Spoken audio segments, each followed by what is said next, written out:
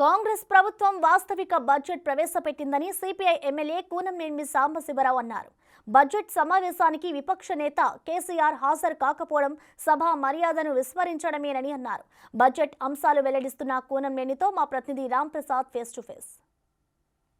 ఈరోజు రాష్ట్ర ఆర్థిక మంత్రి బట్టి విక్రమార్క అయితే బడ్జెట్ను విడుదల చేయడం జరిగింది. ముఖ్యంగా తెలంగాణ రాష్ట్రంలో 2024-25 సంవత్సరానికి సంబంధించి 2,75,891,000 కోట్ల రూపాయల బడ్జెట్ను అయితే విడుదల చేయడం జరిగింది. దీనికి సంబంధించి మనతో మాట్లాడేందుకు కొత్తగూడెం ఎమ్మెల్యే కూనంనేని సాంబశివరావు గారు ఉన్నారు. వారిని అడిగి సార్ చెప్పండి, మీరు అన్నారు మొదటి నుంచి కూడా గత ప్రభుత్వం అయితే నీళ్లు నిధులు నియామకాలు అని చెప్పేసి మోసం చేసిందని చెప్తున్న నేపథ్యంలో ప్రస్తుతం ఈ ప్రభుత్వం విడుదల చేసినటువంటి నిధులు ఏదైతే ఉందో విద్య, వైద్యం, మౌలిక సదుపాయాలు, ఉపాధి కల్పన అనేటువంటి అంశాలతో అయితే బడ్జెట్ రిలీజ్ చేసింది. దీన్ని మనం ఏ విధంగా చూడవచ్చు? ఇది వాస్తవాలకు దగ్గరగా ఉన్నటువంటి వాస్తవిక బడ్జెట్గా మేము భావిస్తూ ఉన్నాం. ఎందువల్లంటే గత ప్రభుత్వం 2,90,000 పైగా కోట్లు ఎస్టిమేటెడ్ బడ్జెట్లు చూపెట్టారు. వాస్తవానికి ఖర్చు వచ్చేసరికి ఇప్పుడు రివైజ్డ్ దాని ప్రకారంగా 2,24,000 కోట్లకి పరిమితం అవుతుంది. అంటే 66,000 కోట్లు ఖర్చు కావట్లేదు. ఖర్చు కాకుండానే మేము ఇంత ఖర్చు చేస్తామని చెప్పి ఆర్థిక మంత్రి గారు చెప్పినట్టుగా దళిత బంధు కింద ఇంత, లేకపోతే ఇంకో దాని కింద ఇంత, అట్లా ఎన్నికల సంవత్సరంలో అవన్నీ చూపెట్టారు.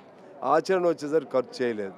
ఆ విధంగా అదేమో ఇన్ఫ్లేటెడ్ బడ్జెట్, ఇదేమో రియలిస్టిక్ బడ్జెట్గా మేము భావిస్తున్నాం. మీరు ఒక సీనియర్ శాసనసభ్యులుగా ఉన్నారు. మీరు పదవి ప్రమాణ స్వీకార సమయంలో చెప్పారు, అసెంబ్లీలోకి వచ్చిన తర్వాత ఎమ్మెల్యేలు కానీ ప్రతిపక్ష నాయకులు కానీ వారి బాధ్యతలపై కొట్లాడాలని చెప్తున్న నేపథ్యంలో ఈరోజు ప్రధాన ప్రతిపక్ష నాయకుడు ఉన్నటువంటి కేసీఆర్ గైర్హాజరయ్యారు. దీన్ని మీరు ఏ విధంగా చూస్తారు?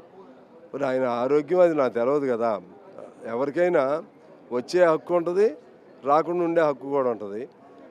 కాబట్టి ప్రజలకి బాధ్యతగా వహించే వాళ్ళు రావాలి.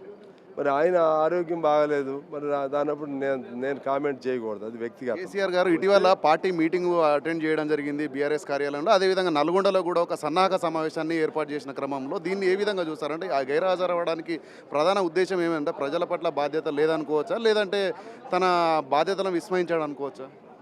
చెప్పలేము. ఆయన ఆలోచన ఏముందో, బాధలో ఉన్నాడా, విచారంలో ఉన్నాడా, లేకపోతే ఇంకొద్ది రోజులు ఆగుదాం అనుకున్నాడా, అన్నీ ఆయన అడగాల్సి నన్ను అడిగితే నేను ఎట్లా చెప్తాను?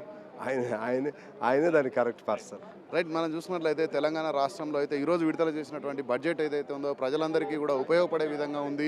వాస్తవాలకు అనుగుణంగా బడ్జెట్ విడుదల చేయడం జరిగింది. ఎందుకంటే రాష్ట్రంలో రేవంత్ రెడ్డి సర్కార్ ఆధ్వర్యంలో అయితే ఉన్నటువంటి ఆదాయం ఎంత, వచ్చేటువంటి మిగులు బడ్జెట్ కాకుండా అదేవిధంగా లోటు బడ్జెట్ కాకుండా రెండు విధాలుగా సమతుల్యంగా అయితే ఈ యొక్క బడ్జెట్ని అయితే విడుదల చేయడం జరిగింది. ప్రజలందరికీ కూడా ఈ యొక్క బడ్జెట్ ఫలాలను అందించేసి 2024-25 సంవత్సరంలో అయితే రాష్ట్ర ప్రభుత్వం ముందుకు సాగాల ఆకాశిస్తున్నట్టయితే మనతో సాంబశివరావు చెప్తున్నారు.